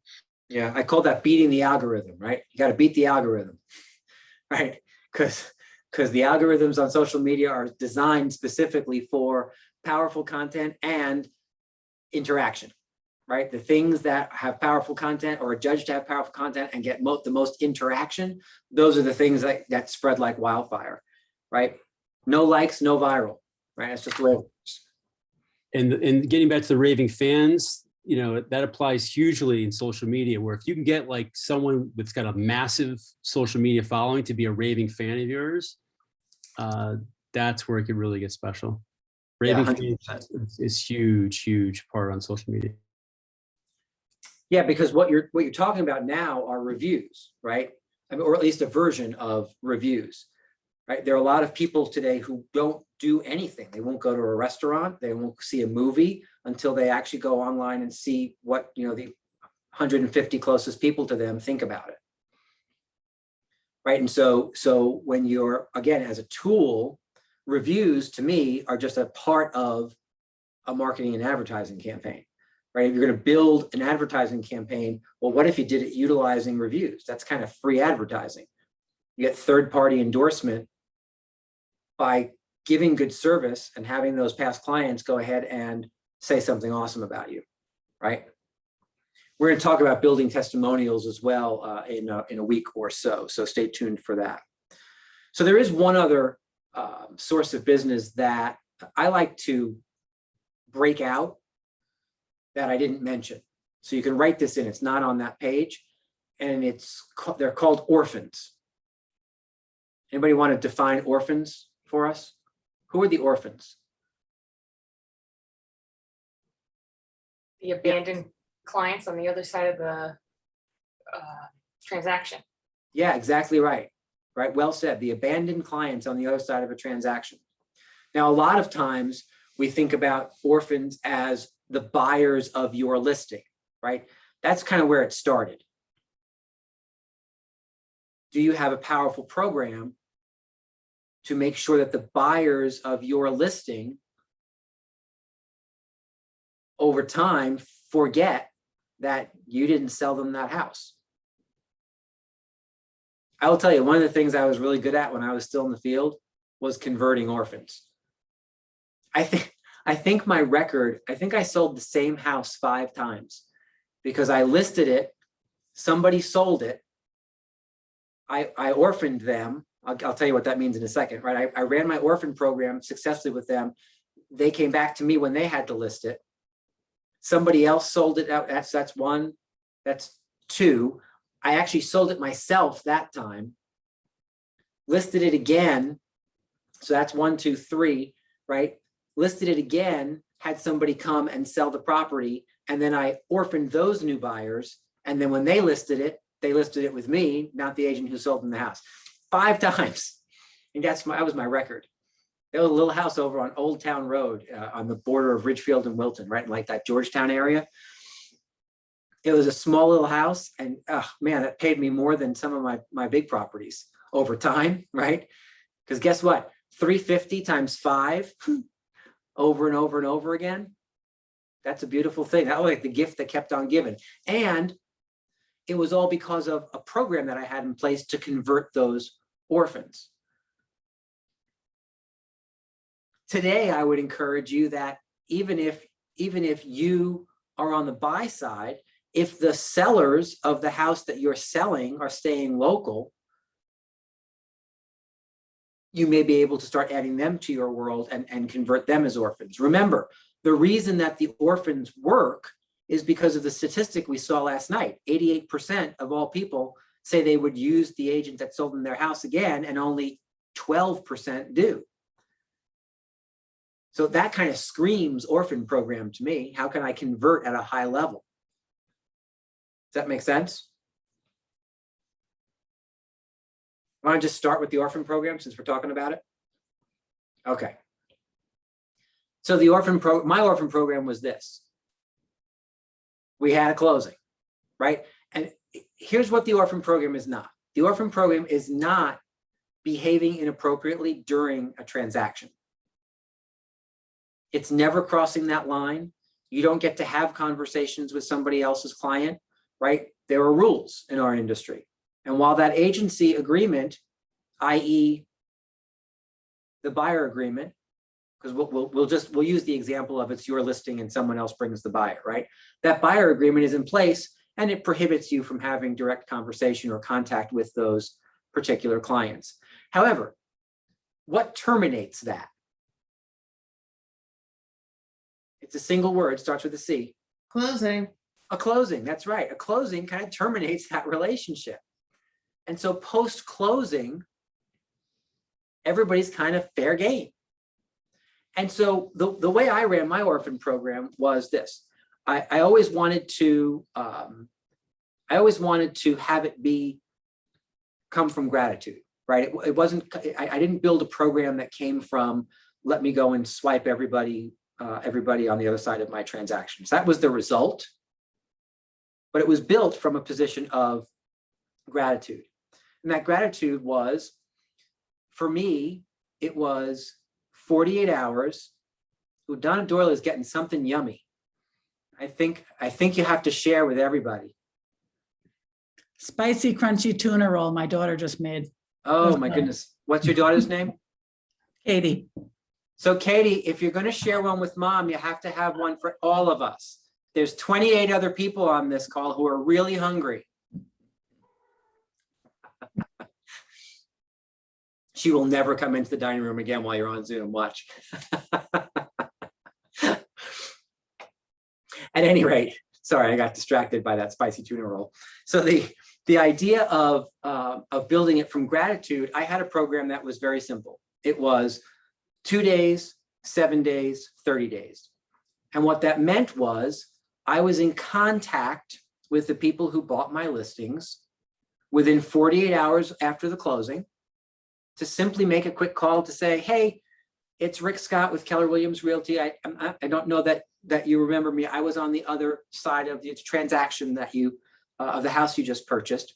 And I just wanted to call and say, thank you so much. You really made the Joneses' day by being their buyers. They are so excited to be able to move on to the next phase of their lives. And so I just wanted to say thanks so much for loving the house and for buying it. Hey, I'm curious, before I let you go, is there anything in the 48 hours since you've been the homeowners that is a question mark or a concern that I can help out with? I've had people say to me, oh my goodness, you know what? Thank you so much for the phone call. We cannot figure out how to open the garage or get into the back of the basement, or how does the water filtration system work? Like, oh man, I am so glad I called. By the way, that's one of the scripts that for me was Old Faithful. Wow, I am so glad I called. Right? It was always reminded, because I wanted them to understand that they should be glad I called. So without saying, hey, aren't you glad I called? I would just put it on me and say, I am so glad I called, because what they're hearing in the back of their head is, boy, I'm glad you called too. So now I've won some points. I'm going to win some more points. And in their head, I've actually won permission to call again by saying, I'm so glad I called. And now they're thinking, I'm glad you called too. Or, my goodness, how nice of him to call. He didn't have to do that. He didn't sell us this house. But do you see all the things that are now going through their head? Yeah, look at that. He didn't sell us. He didn't sell us this house, and he called to check in on us. What did our agent call to check in on us? That's kind of weird. Right. And then when they say things like, we can't figure out how to work the water filtration system, and I say to them, would it be helpful if I gave a call to the previous owners and maybe asked for a tutorial? I could get you some directions. Or would it be okay if I had them call you directly? It might be easier for one of them just to call and talk you through that. And they say, oh my goodness, would you do that? That'd be so wonderful. Yeah, absolutely. Of course. You know what? I think they're on a plane right now, so it may have to be tomorrow or even the next day, but I'll text them right now and let them know you're struggling with that. And I'll be happy to arrange that. Again, coming from contribution, coming from gratitude, thanking them, asking how I can help. But the in the back of all that is, this guy cares more about us than our own agent. Now, here's the key. So that's within 48 hours. Then within 7 days, there's another call. And maybe what I'm doing, if they ask me to get something for them or connect them, whatever, maybe I'm calling to say, hey, just wanted to make sure that that whole water filtration system thing worked out. Did you guys connect? Or if there wasn't something, I'm calling simply to say, hey, just wanted to call and see, sometimes after the first few days, you don't know enough about the house. So I wanted to just check in and see if everything's going okay with your new house purchase.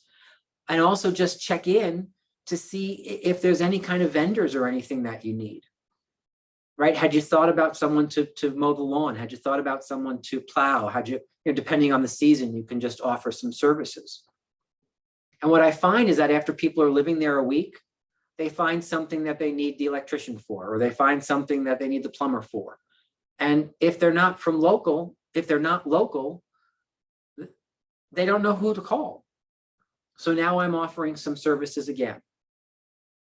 I used to have a little book that now would be just kind of a PDF of local service providers.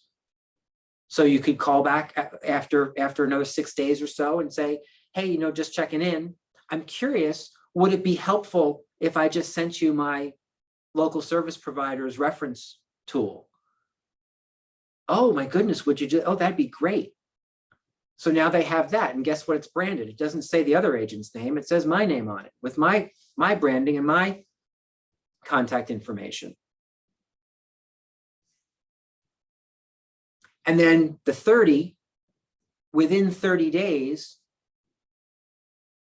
I used to purchase a closing gift. So it was verbal gratitude in the first 48 hours with a follow-up within the first week. And then within 30 days, so now some time has gone by, I want to kind of bring a wow factor back. And so before that 30th day, after the 7th day, but before the 30th day, I would just show up at their front door and say, hey, I don't think we ever met. I'm that Rick Scott guy that who's been calling you. I just wanted to drop off a nice bottle of wine and two glasses, or a bottle of champagne and some flutes, or a gift certificate to a gift card to Home Depot, right? I always find that people who are purchased a home always find something that they need at Home Depot, whether you need a new mailbox or you need whatever. And I'm so grateful that you were able to kind of come on in and help me create the result that the Joneses were looking for. And I just wanted to say thank you. And then, and so trust me, that blows them away. Especially if they haven't heard from or gotten any kind of a closing gift from their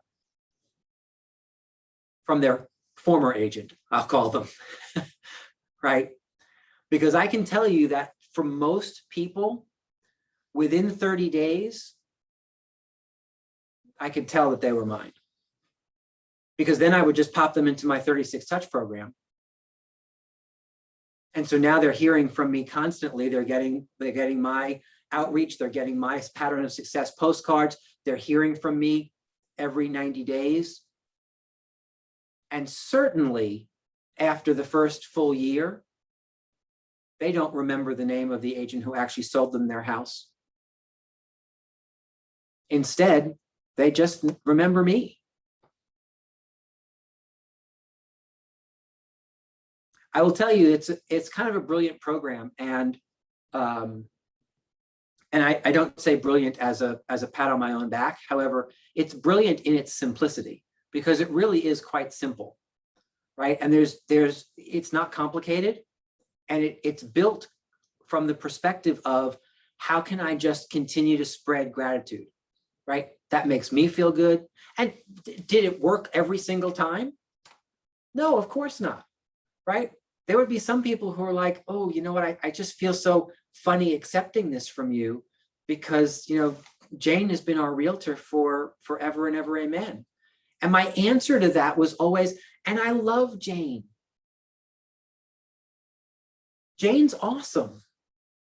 I just wanted to express my gratitude because without you, I wouldn't have had a closing. The Joneses wouldn't have had a closing. And so I just wanted to say thank you and see if I could help. That's all.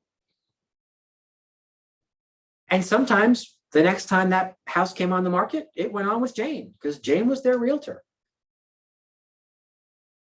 It wasn't about converting clients. It was about expressing gratitude that oftentimes had the bonus effect of conversion. You see the difference there? If it was only about showing people who bought my listings how bad their real estate agent was, it wouldn't work all that well because you couldn't be sincere if it wasn't coming from gratitude. People can feel that. You know how they say dogs can sense fear? People can sense insincerity. They can smell it a mile away. Which is why for me, my business was always built from the perspective of how do I say thank you? How if you come from gratitude and you come from contribution, it's never wrong if you come from there. And I know this sounds a little like, airy-fairy. I get it. And yet it really is the path forward. It allowed me to do the things that I did at a level that I did them simply because I knew that if people were unhappy with the things I was doing, I wasn't going to apologize for coming from gratitude and saying thank you to people. I wasn't taking my gift back. And oh, by the way, never in all the years I was doing that did anyone say, you know what, I couldn't possibly accept your gift card. I couldn't possibly accept your gift, right? So the good news is that they accepted the gift. And so now my card, my gratitude card, my whatever was sitting in their refrigerator. The glasses were sitting in their china cabinet. There were things that still reminded them back to where that came from. Anyway, any questions or comments or concerns about the orphan program? Well, maybe times have changed. And how do you get their phone number in the first place to call them? Yeah, so great question. Typically speaking, that should be on some version of some document, right? We're still doing contract information sheets, right? So that has both sides of the, I'm seeing maybe we're not doing contract information sheets as consistently. So again, when it's my listing, remember, this program is mostly used for the buyers of my listings.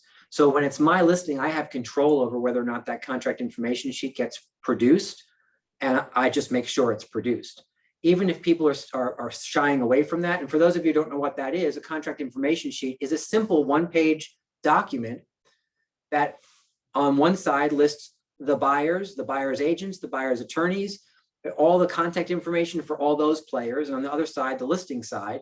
And then at the bottom kind of outlines the terms of the transaction. It's a simple one-page document that kind of gives you all the data on a transaction. So as listing agents, if you're not using it, I would say make sure that make that a required document on your side, so that when you fill out your side, you just simply send it to the other side, to the attorney or to the other agent to say, hey, you know what? So we have everyone's data. If you could please complete that and just share it with everyone. I literally never even heard of that, but I'm gonna make it. That's a great idea. Yeah, and there should be one in. Go ahead, Donna. It's in the MLS, and Marissa, until I started doing more business up in the Ridgefield, Danbury, Bethel, that area, I had never seen it either. So it's just not something we typically use down in that Stamford, Norwalk, Greenwich area. Yeah, but they do use it, and it's a great form, and it's in the MLS. Okay, I'll use it. It says when you're the listing agent, you're in charge anyway, right? So. Exactly right. Exactly. And that is true. Down county, East County, and out of county, it's a document that was always more rarely used than it was in upper Fairfield County. Right. I'm not sure why. Again, we get to live in this state where all these little different lines about how business is done differently in different towns or counties. The name of the form, Michelle, is the contract information sheet. Thank you, Marissa. I appreciate putting that in there, right? And this is a good reminder to me to make sure it's actually in our document library on the listing side. I think it is because we pulled in all the MLS forms, but I'll make sure that the MCAs verify that so it's in DocuSign and in command for you to use as a simple fill in the blank. Any other questions on the orphan program? Yes, Dave. Has a buyer agent of the clients you're contacting has any of them ever reached out to you complaining about, misappropriate behavior? Not that it is, but. Yes, absolutely. Gotcha. Okay. Absolutely. Yeah. And again, so remember I said before, one of the keys to really good business is having a really great I'm sorry script. And now, do I have anything to apologize for because I'm simply expressing my gratitude? No, I don't. And yet, remember, we are in an interesting business in that we are cooperative competitors, right? And so my script so Dave calls me and says, hey, dude, like I heard you just called my client. And so the first thing I would say is, hey, Dave, are you talking about the Smiths? So yeah, I did absolutely give them, I did absolutely give a call to the people who just purchased 12 Old Town Road. And I called them to make sure that everything was going okay. I'm sorry if you think that was inappropriate. Again, I do that with all the buyers of all of my listings to make sure that there's nothing that I can't assist with since I'm the one who has the connection with the sellers. And to me, what I have always found is, because in all honesty, the first couple of times it happened to me, I was young and dumb. And so I got defensive about it. And I decided to lecture them on why they had no right to actually be upset. Well, that's a really dumb thing to do, I have to tell you, right? Because if Dave calls me and he's upset, the last thing he wants me to start telling, he doesn't want me to lecture him, right? He's calling because he's upset. And so what I just learned to do is to simply say, oh, I am so sorry you're upset. Again, I certainly didn't mean anything by it. I do that with all the buyers for all of my listings to make sure that there's nothing that they need. It was just simply a gratitude call. Well, I didn't like it. Well, I'm so sorry about that. Now, does that stop the program? No, not necessarily. Depending on how upset Dave might be, I might skip the 7-day one and just go push it 30 days out and deliver my closing gift. Right, depending. Again, the idea, say it again. No, I was sorry to interrupt. Sam, I would be more responsive to how the buyers are responding to me than like a yappy agent on the other side. Well, yeah, here's what I'm going to tell you. I don't think I ever had a buyer either hang up on me or say it's inappropriate for us to talk or not accept my gift, right? Because again, the buyers are already starting to forget their agent, right? I said to you guys the other day, as brilliant as I think you all are, remember, every single one of us, we get forgotten post-closing, and it happens faster than you think. It doesn't mean that you're bad at your job. It just means that they're filling their lives with other things that are now more important. And once the transaction is closed, you have to work to stay top of mind. So I've never had the buyers come back at me. I have had buyers' agents come back at me. And again, I'm not looking to make enemies. I'm also not looking to roll over and play dead, because once the transaction is closed, you have every right to market to those folks. And so sometimes was it a little quieter just because I didn't want to start a war? Sure, it was quieter. But it didn't stop me from adding them to my 36 touch until or unless the buyers themselves called and said, please remove me from everything. I just kept going.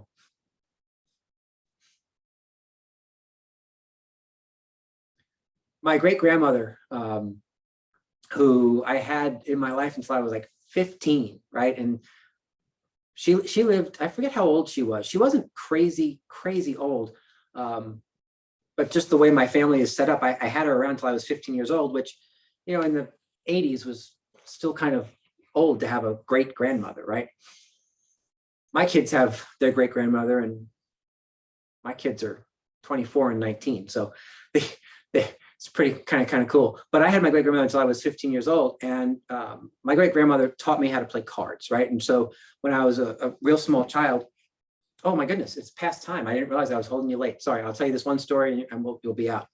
I might have mentioned this, right? So she taught me how to play cards when I was like 3 years old.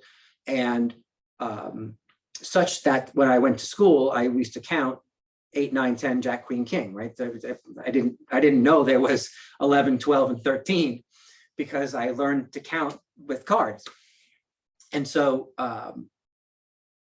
she would play with us when we were really little kids. And I had another great grandmother alive at the exact same time who they would argue all the time. And my one great grandmother, who I called Nana, she would say to my other great grandmother, my other great grandmother would ask my Nana, look, I'm certain you're going to let him win, right? I mean, he's 5 years old. And that concept of allowing me to win was foreign to my Nana, right? And she would say to my other great grandmother, like, I don't play for him to win. Like, why would I play cards if I play for him to win? I play for me to win. And so she instilled that in me at a very early age. Like, I don't play for you to win. Now, at the same time, I also, as a business professional and as a fellow human, I don't play necessarily for someone else to lose, right? I don't believe that someone has to lose in order for me to win. However, I am going to take my Nana's advice and say, you know what, I don't play for you to win, right? And at the end of the day, when you wrap that up in gratitude to say, I do believe that I'm the best path forward for that particular couple in real estate dealings moving forward, that's just a level of care and confidence that I'm going to bring to that couple and not apologize for it, if that helps. And Nana would be very happy that I told you this story about I don't play for, and I'm going to tell you what, my other great grandmother thought she was horrible because that was just the way she was wired, right? It's like he's a little kid.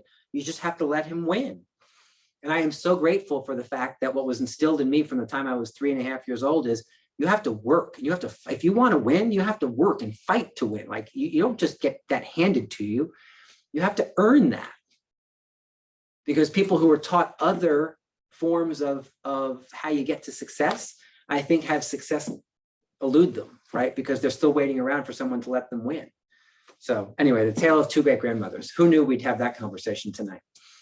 Guys, I hope this was helpful. We're going to dive back in at 4 o'clock tomorrow, right on time, and go through open houses, expireds, agent-to-agent referral systems for sale by owners, and social media. So we're going to go through most of the rest of our sources of business, along with strategies to help you succeed within those at a high level, starting tomorrow at 4 o'clock.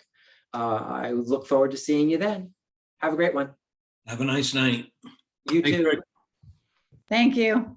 You're welcome. Donna, enjoy the rest of those tuna rolls or whatever. I will. Thank you. Thank you, Rick. You're welcome.